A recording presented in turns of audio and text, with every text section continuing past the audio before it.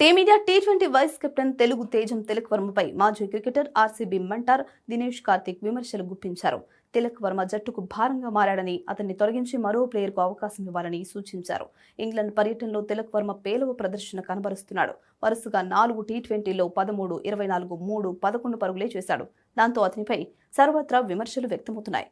ఈ ఏడాది ఆరంభంలో ఫస్ట్ డౌన్లో బ్యాటింగ్ చేసిన తిలక్ వర్మ ఆ తర్వాత 5వ స్థానానికి మారాడు. అప్పటి నుంచే తిలక్ వర్మ పతనం ప్రారంభమైంది.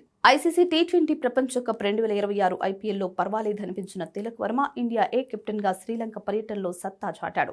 ఈ ముక్కోనపు వన్డే సిరీస్లో 5 మ్యాచ్ల్లో 55 సగటుతో 275 పరుగులతో టాప్ స్కోరర్ గా నిలిచాడు. టీ20 లీగ్ ఆరంభ మ్యాచ్లోనూ విధ్వంసకర శతకంతో చెలరేగాడు.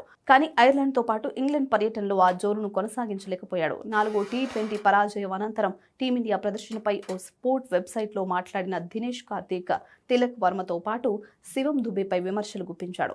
టీమిండియాకున్న మరో సమస్య తిలక్ వర్మ అతను ఆశించిన స్థాయిలో రాణించలేకపోతున్నాడు. భారతీయ తరఫున కెప్టెన్ గా వన్డే ఫార్మాట్లో సత్తా చాటినప్పటికీ టీ20 ఫార్మాట్లో ఆ జవరును కొనసాగించలేకపోతున్నాడు. చాలా ఇబ్బంది పడుతున్నాడు. అతని తర్వాత బ్యాటింగ్ వచ్చే శివం దుబే కూడా పరుగులు చేయలేకపోతున్నాడు. అతను మరీ దారుణంగా 100 కంటే తక్కువ స్ట్రైక్ రేట్తో బ్యాటింగ్ చేస్తున్నాడు. కాబట్టి టీమిండియా మేనేజ్మెంట్ బాగా ఆలోచించాలి. పరిస్థితులు ఎందుకు అనుకూలంగా లేవు? అకస్మాత్తుగా భారత జట్టు ఫామ్ కోల్పోవడానికి గల కారణాలు ఏంటి అనే విషయాలను తెలుసుకోవాలి. అతి ముఖ్యమైన విషయం ఏంటంటే ఆఖరి టీ20లో భారత్ ఓడిపోతే టీ20లో నెంబర్ 1 ర్యాంకును కూడా కోల్పోతుందని దినేష్ కార్తిక్ చెప్పుకొచ్చాడు.